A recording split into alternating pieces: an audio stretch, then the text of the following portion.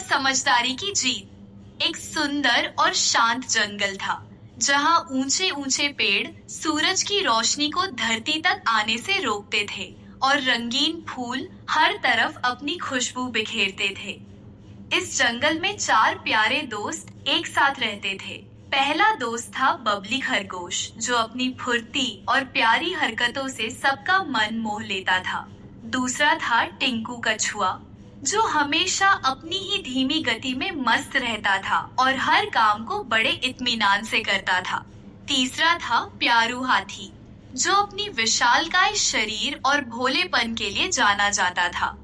और चौथी दोस्त थी मीठी चिड़िया, जिसकी आवाज इतनी मधुर थी कि सुबह होते ही पूरे जंगल में संगीत भर जाता। एक दिन जंगल में एक अजीब जानवर आया। उसका नाम था गर्जन सिंह और उसकी आवाज बहुत भारी थी। गर्जन सिंह ने आते ही कहा कि अब से जंगल के सारे जानवर उसकी आज्ञा मानेंगे। उसकी दहाड़ सुनकर जंगल के सभी छोटे जानवर डर गए। बबली, टिंकू, प्यारू और मीठी भी थोड़ा घबराए, लेकिन उन्होंने मिलकर इस समस्या का हल निकालने की सोची। बबली खरगोश ने अपनी तेज बुद्धि का इस्तेमाल करते हुए कहा कि गर्जन सिंह सिर्फ आवाज से डरा रहा है, शायद उसमें इतनी ताकत नहीं है। टिंकू कछुआ ने अपनी धीमी लेकिन स्थिर सोच के साथ एक योजना बनाई। प्यारू हाथी ने अपनी ताकत दिखाने का फैसला किया, लेकिन शांति से। मीठी चिड़िया ने आसमान से निगरानी करने का जिम्मा लिया।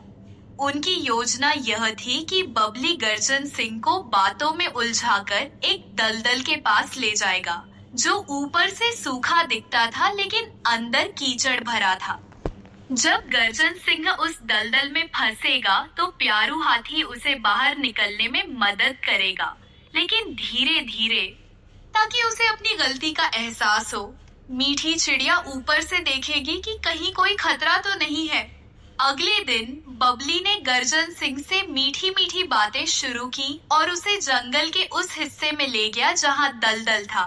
गर्जन सिंह अपनी ताकत के घमंड में बबली के पीछे पीछे चल पड़ा और दलदल में फंस गया।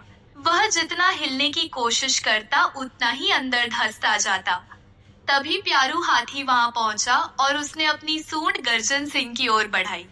प्यारू ने उसे धीरे धीरे खींचा, जिससे गर्जन सिंह डर गया और उसे समझ आया कि सिर्फ डराने से कुछ नहीं होता। मीठी चिड़िया ने अपनी मधुर आवाज में गाना गाकर माहौल को शांत किया। गर्जन सिंह को अपनी गलती का एहसास हुआ और उसने सभी जानवरों से माफी मांगी।